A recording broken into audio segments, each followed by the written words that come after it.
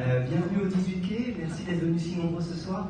C'est vrai que tout à l'heure je disais à notre artiste, j'ai un peu peur, il pleut, j'espère que les gens vont quand même venir. Mais merci beaucoup parce que vous êtes nombreux et ce qui fait aussi très plaisir c'est de voir de nouvelles têtes. Donc bienvenue aux nouveaux arrivants au 18 Quai. Je m'appelle Sébastien Hichet, je suis le directeur de l'agence. Je vais vous parler très rapidement du lieu dans lequel nous sommes et puis ensuite je laisserai AOB, notre artiste peintre ce soir, exposer un peu ses œuvres, il va vous parler un peu de son travail. Et Hélène, qui représente ADER, le second artiste sculpteur, qui malheureusement n'est pas là ce soir, qui a été retenu un problème de visa.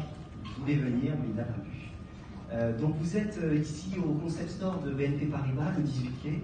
C'est historiquement le siège social de la Banque de Bretagne. Et quand les deux marques, BNP Paribas et Banque de Bretagne, ont fusionné, le directeur de l'époque a dit: je veux créer un lieu unique, différent, une banque qu'on va essayer de faire un peu autrement de ce qu'on connaît. Donc la première idée, ça a été problème de pile. J'ai plus de pile, c'est pas grave. Vous m'entendez encore? Tout va bien. Et donc l'idée, c'était d'ouvrir l'agence sur l'extérieur. Une façon de le faire, c'était de faire rentrer l'extérieur à l'intérieur de l'agence et donc d'accueillir des expositions. Ici, donc un peintre, un sculpteur, mais on va pouvoir avoir aussi de la photo, plein de choses différentes. Donc tous les mois, on va essayer de proposer notre espace à des artistes qui vont pouvoir s'exposer ici chez nous. Une autre façon de faire pour ouvrir notre espace, c'était d'organiser des conférences bancaires. Alors on est en train pour la fin de l'année peut-être d'organiser une conférence sur les marchés financiers. Si ça vous intéresse, n'hésitez pas à venir me voir. Et donc nous sommes une banque, une agence un peu différente puisque les conseillers travaillent dans un open space. Alors là, plus personne, ils sont rentrés chez eux à l'heure qu'il est.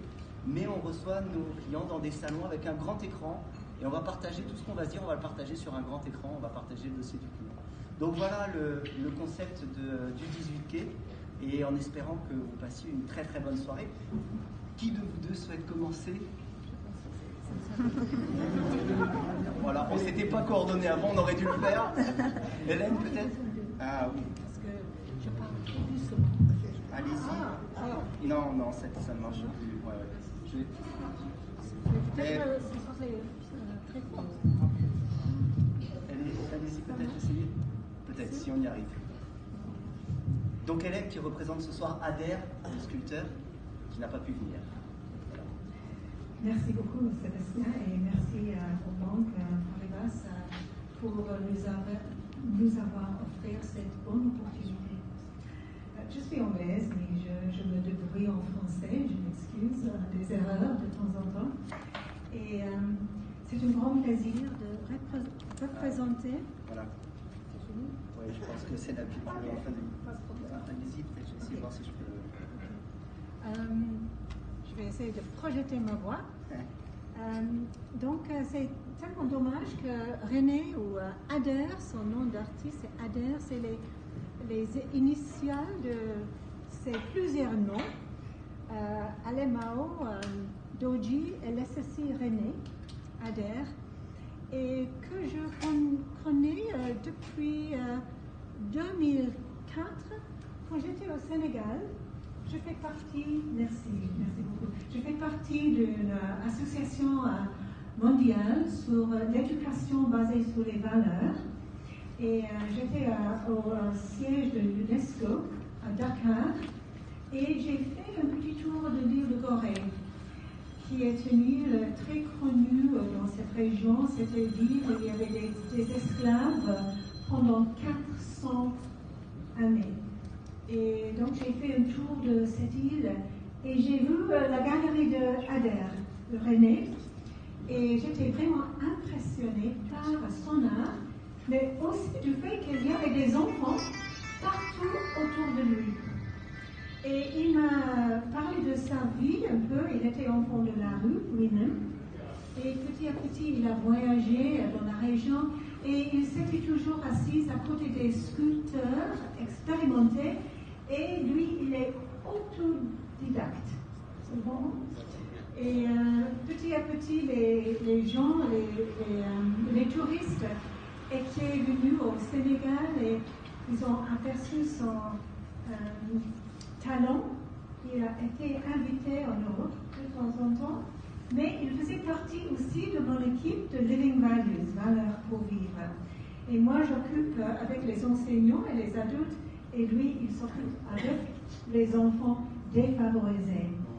Et donc, le soutien que j'essaie de donner à cet artiste, c'est lui aider de venir en Europe de temps en temps et de faire son travail avec les enfants. Et la façon dont il travaille, c'est tout fait à main. Et ça doit être très difficile parce que ce bois-là, c'est bois d'ébène. C'est presque le plus dur de tous les bois. Et il commence avec une hache, avec un bout de bois comme ça, grande hache, petit hache, ciseaux, petit ciseau, grand râpe, petit râpe, papier sable, brut, moins brut, papier sable. Petit à petit, il arrive à cette finesse. Et ça prend du temps. C'est des heures. Et lui, souvent, il n'a aucune image avant. Mais petit à petit, pendant qu'il travaille avec le bois, il s'exprime que le bois lui parle. Et il fait une relation avec le bois. Et petit à petit, la forme s'en sort. Est-ce que j'ai bien expliqué? Merci beaucoup. Donc, vous allez voir les sculptures un peu cachées ici et là dans cette magnifique salle de réception. Et bienvenue, parler avec moi. Ça, c'est son pressbook. Et il y a des informations et son CV. Vous allez voir qu'il a fait des expositions un peu partout dans le monde, y compris les États-Unis et Oman, Angleterre et plusieurs pays en Europe. Merci beaucoup pour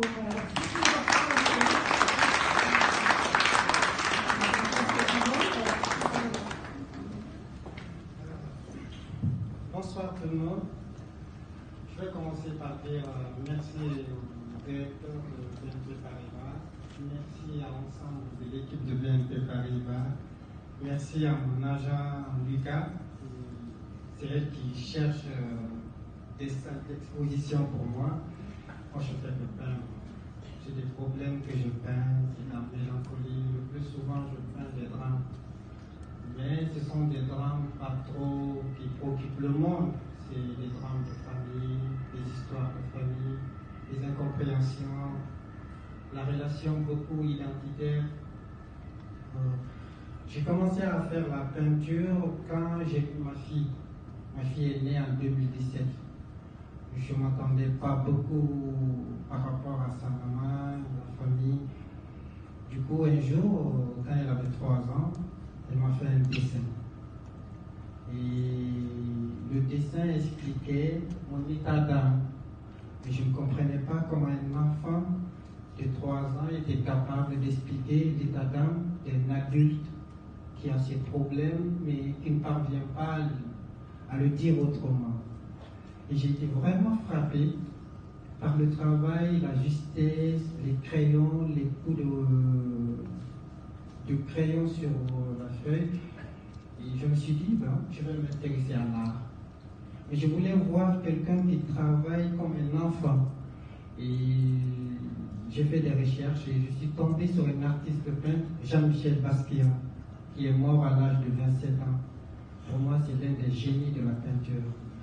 Et je me suis rendu compte que Jean-Michel Basquiat peignait comme un enfant de 3 ans et que les toiles étaient dans les millions de dollars. Mais en même temps, ma fille, un jour, m'a parlé de Matisse, que je ne connaissais pas, m'a parlé de Picasso. Je connaissais le nom Picasso du prénom de mon frère qui était venu en France, qui s'est fait appeler Picasso dans les années 60. Donc on ne comprenait pas pourquoi il s'appelait Picasso. Et un jour, Laura m'a montré les travaux de Picasso. De manière bourtade, je lui ai dit, ces tableaux, j'ai vécu avec ces tableaux, j'ai grandi avec ces tableaux. Elle m'a dit, mais qu'est-ce que tu me racontes? Toi qui es en Guinée, tu viens de venir en France, tu n'as jamais connu la peinture. Je dis en fait, quand tu regardes le travail de Picasso, on a l'impression que dans l'ère du cubisme, j'ai eu à donner une définition que j'appelle, c'est le passage du plan sculptural au plan pictural. Vous donnez le crayon à n'importe qui parmi nous ici de dessiner cette sculpture, il vous donnera ce qu'on appelle le cubisme.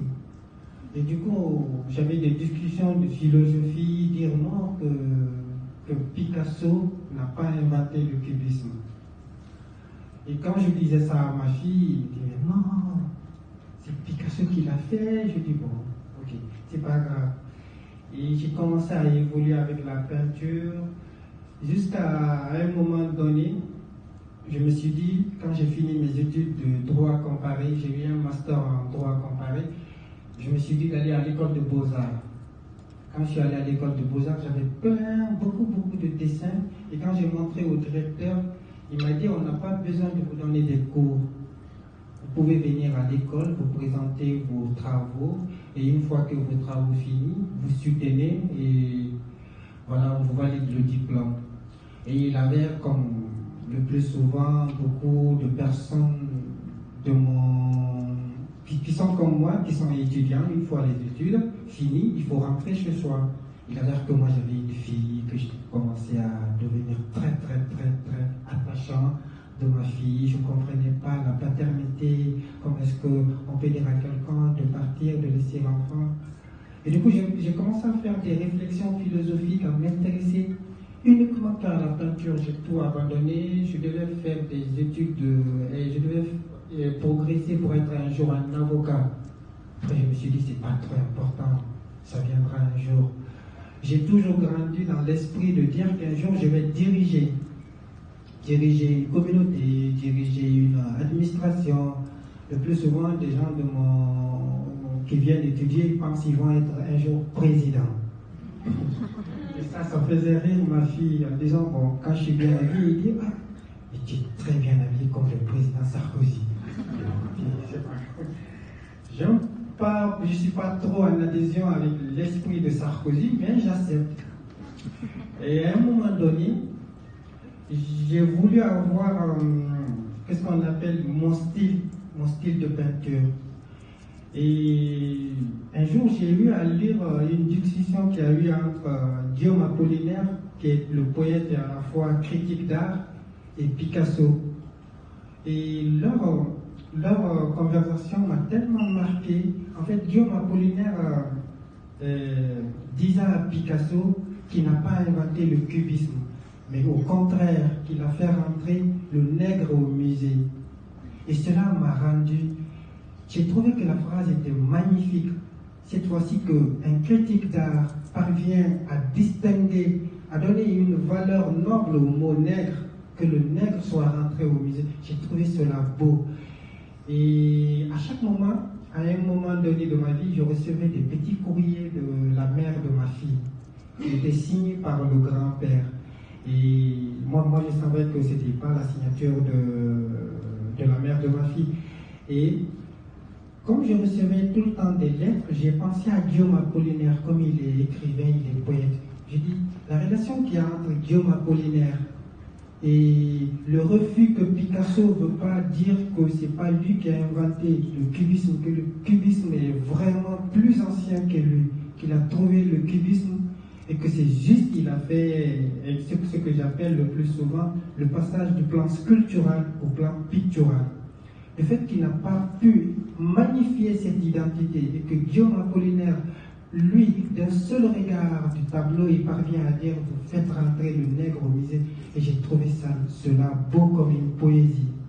Et de cette poésie, j'ai retrouvé les mêmes phrases, des bouts de lettres que le grand-père de ma fille me donnait. Et comme je n'avais pas l'enveloppe, je me suis dit, bon, je vais donner un visage aux enveloppes. Et vous allez remarquer beaucoup de tableaux, ce sont des enveloppes visages. Et voilà comment je suis arrivé à faire la peinture. Et pour le moment, je ne cherche pas à vendre. Je ne cherche pas du tout à vivre de la peinture. Le seul souhait que je cherche à faire. J'ai envie de voir un jour ma fille regarder mes œuvres, me poser des questions. Pour le moment, je n'ai pas eu l'occasion qu'elle vienne voir mes tableaux. Peut-être un jour ça viendra, peut-être un jour ça ne viendra pas. Le temps nous dira. Mais j'aimerais bien lui dire cette belle phrase de Picasso qui dit à Marie-Thérèse, une de ses femmes, il disait à Marie-Thérèse, tu es la fleur la plus douce, mais tu es le feu de mon âme. Qu'est-ce que j'aime ma fille. Merci d'être là.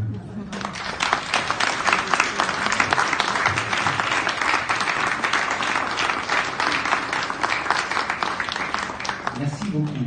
Merci beaucoup. Vous l'aurez remarqué, AOB a beaucoup de choses à dire. Et donc, n'hésitez pas à venir le voir là tout au long de la soirée. Hélène aussi, pour discuter des œuvres et discuter. Je pense qu'il y a beaucoup d'échanges qui peuvent être faits ce soir. Merci encore d'être présent. Je voulais juste dire un mot, puisque j'ai une pensée pour Carole Kaufmann, qui la personne qui organise les événements au 18 quai. Elle est partie pour d'autres missions pour BNP Paribas et je voulais, elle n'est pas là ce soir, mais saluer son travail puisqu'elle est à l'origine du 18 quai il y a 5 ans et elle a fait de l'excellent travail. Donc voilà, je voulais juste avoir une pensée pour elle ce soir. Je vous souhaite une excellente soirée et rendez-vous au buffet autour d'un verre. Bonne soirée à vous.